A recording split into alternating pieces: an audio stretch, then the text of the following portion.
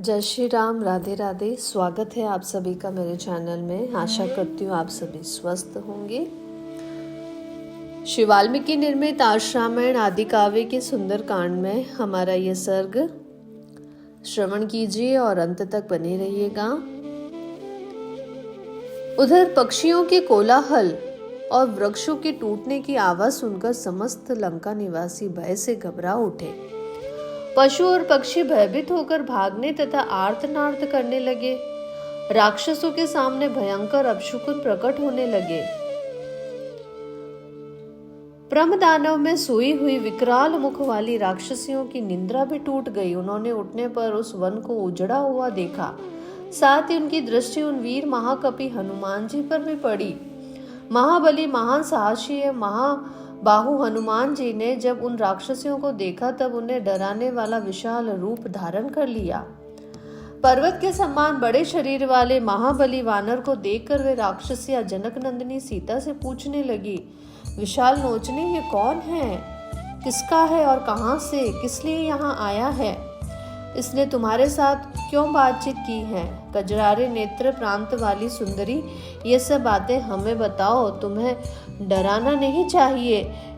इसने तुम्हारे साथ क्या बातें की थी। तब सर्वांग सुंदरी साध्वी सीता ने कहा, इच्छा अनुसार रूप धारण करने वाले राक्षसों को समझने या पहचानने का मेरे पास क्या उपाय है। तुम ही जानो यह कौन है और क्या करेगा। सांप के पैरों को सांप ही पहचानता है, इसमें संशय नहीं है।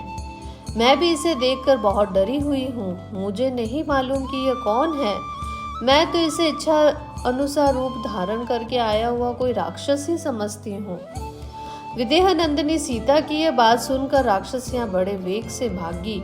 उनमें से कुछ तो वहीं खड़ी हो गई और कुछ रावण को सूचना देने के लिए चली गई। रावण के समीप जाकर उन विकराल मुख वाली राक्षसियों ने रावण को यह सूचना दी कि कोई विकट रूपधारी भयंकर वानर ब्रह्मदानव में आ पहुंचा है। वे बोली, राजन, अशोक वाटिका में एक वानर आया है जिसका शरीर बड़ा ही भयंकर है। उसने सीता से बातचीत की है। वह महापराक्रमी वानर अभी वहीं मौजूद है।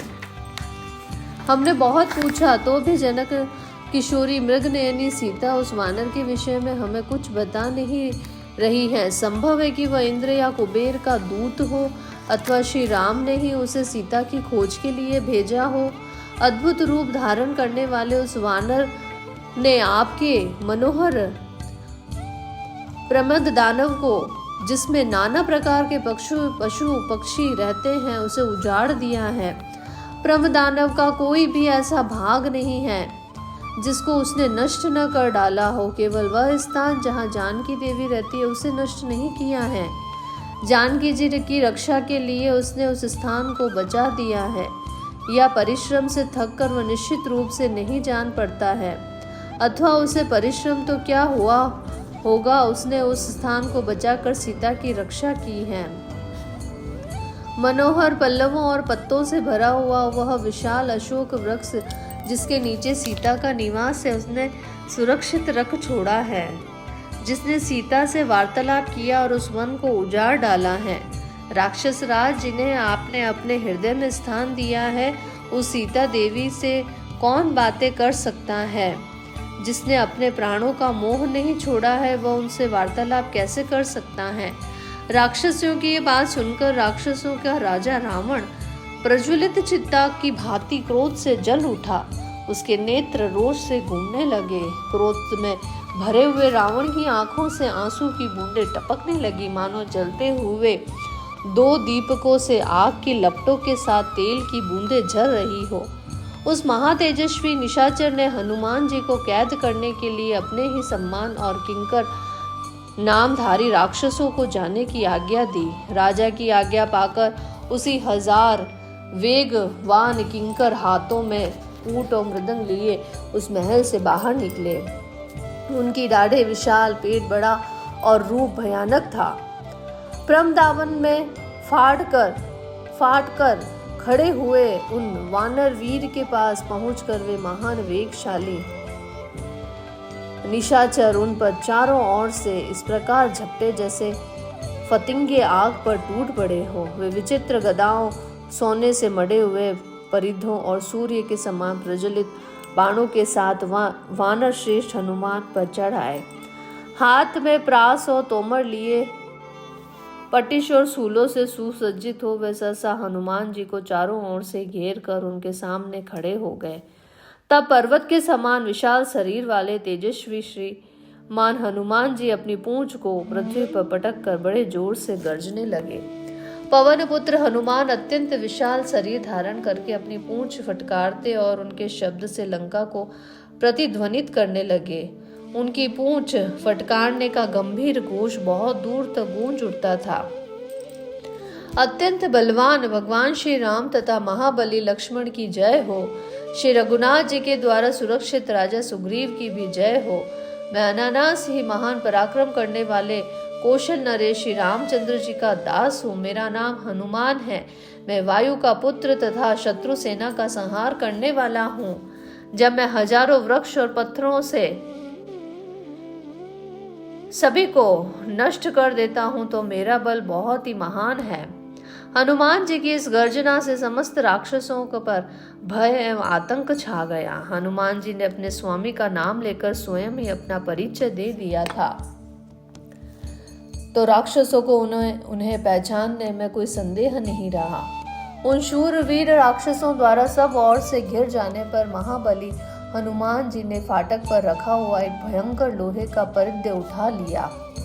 जैसे कि विंतानंदन गरुड़ ने छटपटाते हुए सर्प को पंजे में दाब रखा हो, उसी प्रकार उस परिघ को हाथ में लेकर हनुमान जी ने उन निशाचरों का संहार आरंभ किया।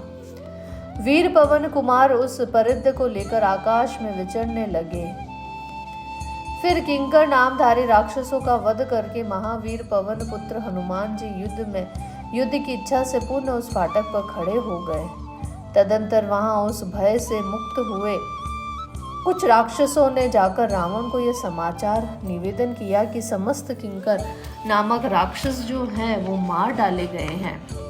राक्षसों की उस विशाल सेना को मारी गई सुनकर राक्षस राज रावण की आंखें चढ़ गई और उन्होंने प्रहस्त के पुत्र को, जिसके पराक्रम की कहीं तुलना नहीं थी तथा युद्ध में जिसे परास्त करना नितांत ही कठिन था, हनुमान जी का सामना करने के लिए भेजा।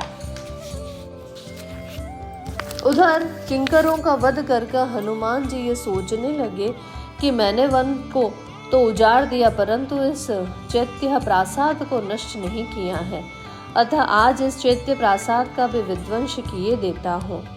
मन ही मन ऐसा विचार कर कर पवन पुत्र वानर श्रेष्ठ हनुमान जी ने अपने बल का प्रदर्शन करते हुए मेरू पर्वत के शिखर की भांति ऊंचे उस चैत्य प्रासाद पर उछल कर चढ़ गए। उस पर्वताकार प्रासाद पर चढ़कर महातेजस्वी वानर यूथपति हनुमान जी तुरंत के उगे हुए दूसरे सूर्य की भांति शोभा पाने लगे। उस ऊंचे प्रासाद पर आक्रमण करके दुर्गश वीर हनुमान जी अपनी सहज शोभा से उद्भाषित होते हुए पाययात्र पर्वत के समान प्रतीत होने लगे। वे तेजस्वी पवन कुमार विशाल शरीर धारण करके लंका को प्रतिध्वनित करते हुए दृष्टता पूर्वक उस प्रासाद को तोड़ने व फोड़ने लगे। जोर जोर से होने वाला वह तोड़ फोड़ का शब्द कानों से टकरा कर उन्हें बहरा किए देता था। उस समय हनुमान जी ने पुनः यह घोषणा की, अस्त्र वेता भगवान श्री राम तथा महाबली लक्ष्मण की जय हो। श्री रघुनाथ जी के द्वारा सुरक्षित राजा सुग्रीव की जय हो। मैं अनायास ही महान पराक्रम करने वाले कौशल नरेश श्री रामचंद्र जी का दास हूँ। मेरा नाम हनुमान है। मैं वायु का पुत्र हूँ तथा शत्रु सेना का संहार करने वाला हूँ। जब मैं हजारों वृक्षों को और पत्थरों को प्रहार करने लगूंगा उस समय सहस्त्र रावण मिलकर भी युद्ध में मेरे बल की समानता तथा मेरा सामना नहीं कर सकते हैं। ऐसा कहकर चैत्य प्रासाद पर खड़े हुए विशाल काय वानर यूथपति हनुमान राक्षसों के मन में भय को उत्पन्न करते हुए भयानक आवाज में गर्जना करने लगे। उस भीषण गर्जना से प्रभावित हो सैकड़ों प्रसाद राक्षस नाना प्रकार के पास खंग और फड़ लिए वहां आए। उन विशाल काय राक्षसों ने उन सब अस्त्रों का प्रहार करते हुए वहां पवन कुमार हनुमान जी को घेर लिया। वानर श्रेष्ठ हनुमान जी को चारों ओर से घेर कर खड़ा हुआ राक्षसों का वह महान समुदाय गंगा जी के जल में उठी हुई बड़ी भारी भंवर के समान जान पड़ता था। तब राक्षसों को इस प्रकार आक्रमण करता हुआ देखकर पवन कुमार हनुमान जी ने कुपित होकर बड़ा भयंकर रूप धारण किया। उन महावीर ने उन प्रासाद के एक सुवर्ण भूषित खंबे को, जिसमें 100 धारा थी, बड़े वेग से उखाड़ फेंक दिया और घुमाने पर उसमें आग प्रकट हो गई, जिससे वह प्रासाद जलने लगा। प्रासाद को जलता हुआ देखकर वानर युद्धपति हनुमान जी ने वज्र से असुरों का संहार करने वाले इंद्र की भांति उन सैकड़ों राक्षसों को उस खंबे से ही मार डाला। राक्षसों सुग्रीव के वश में रहने वाले मेरे जैसे सहस्त्र विशालकाय बलवान वानर श्रेष्ठ सब और भेजे गए हैं। हम तथा दूसरे सभी वानर समूची पृथ्वी पर घूम रहे हैं। किन्हीं में 10 हाथियों का बल है तो किन्हीं में 100 हाथियों का बल है। कितने ही वानर 1 सहस्त्र हाथियों के समान बल विक्रम से संपन्न है। किन्हीं का बल जल के समान महान प्रवाह की भांति असह्य है। दांत और नख ही जिनके आयुध हैं, ऐसे अत्यंत बलशाली सैकड़ों हजारों लाखों करोड़ों वानरों से घिरे हुए वानर राज सुग्रीव यहाँ पधारेंगे और तुम सभी निशाचरों का संहार करने में वे समर्थ हैं। अब न तो यह लंका पूरी रहेगी, न तुम लोग रहोगे और न वह रावण ही रह सकेगा, जिसने इक्ष्वाकु वंशी वीर महात्मा श्री राम के साथ वैर बांध रखा है। राक्षस राज रावण की आज्ञा पाकर प्रहस्त का बलवान पुत्र जम्बूमाली, जिसकी दाढ़ें बहुत ही बड़ी थी, हाथों में धनुष लिए राजमहल से बाहर निकला। वह लाल रंग के फूलों की माला और लाल रंग के ही वस्त्र पहने हुए था। उसके गले में हार और कानों में सुंदर कुंडल शोभा दे रहे थे। उसकी आंखें घूम रही थी। वह विशाल काय, क्रोधी और संग्राम में दुर्जय था। उसका धनुष इंद्र धनुष के समान विशाल था। उसके द्वारा छोड़े जाने वाले बाण भी बहुत ही सुंदर थे। जब वह वेग से उस धनुष को खींचता तब उसके वज्र और अश्नि के समान गड़गड़ाहट पैदा होती थी। उस धनुष की महती टंकार ध्वनि से संपूर्ण दिशाएं, आकाश सभी सहसा गूंज उठे। वह गधे जूते हुए रथ पर बैठकर आया था। उसे देखकर वेगशाली हनुमान जी बड़े प्रसन्न हुए और जोर जोर से गर्जना करने लगे। महातेजस्वी जम्बूमाली ने महाकपि हनुमान जी को फाटक के छज्जे पर खड़ा देखकर उन्हें तीखे बाणों से बींधना आरंभ किया। उसने अर्धचंद्र नामक बाण से उनके मुख पर, कर्णी नामक एक बाण से मस्तक पर और 10 नाराजों ने उनके कपीश्वर की दोनों भुजाओं पर गहरी चोट की। उनके बाण से घायल हुए हनुमान जी का लाल मुंह शरद ऋतु में सूर्य की किरणों से विद्वत हो खिले हुए लाल कमल के समान शोभा पा रहा था। रक्त से रंजित हुआ उनका वह रक्त वर्ण का मुख ऐसी शोभा पा रहा था मानो आकाश में लाल रंग के विशाल कमल को सुवर्णमय जल की बूंदों से सींच दिया गया हो।